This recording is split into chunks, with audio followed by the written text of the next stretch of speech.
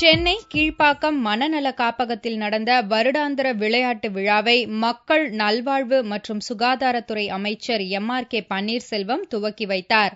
மனநல காப்பக ஊழியர்கள் மற்றும் மனநோயாளிகளுக்கு நடத்தப்பட்ட போட்டிகளில் வெற்றி பெற்றவர்களுக்கு பரிசுகளும் வழங்கினார்.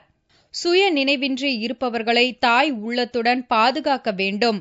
மனநல காப்பக அதிகாரிகள் மற்றும் ஊழியர்கள் இதில் அக்கறை செலுத்த வேண்டும் என்று அவர் கேட்டுக் கொண்டார். இந்த பணியாற்றுகின்ற பணியாளர்களும் நல்ல முறையில் உணர்வாக பணியாற்ற வேண்டும் என்று நான் கேட்டுக்கொண்டேன்.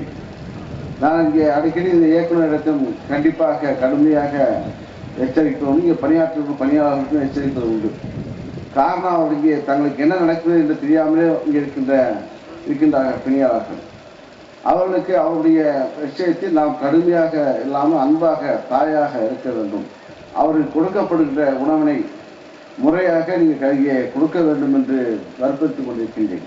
மனநல காப்பகத்தை சீரமைக்க 30 கோடி ரூபாயை மத்திய அரசு ஒதுக்கியுள்ளதாகவும் மனநோயாளிகளுக்கு தினந்தோறும் உடற்பயிற்சி வழங்க வேண்டும் என்று அவர் தெரிவித்தார்.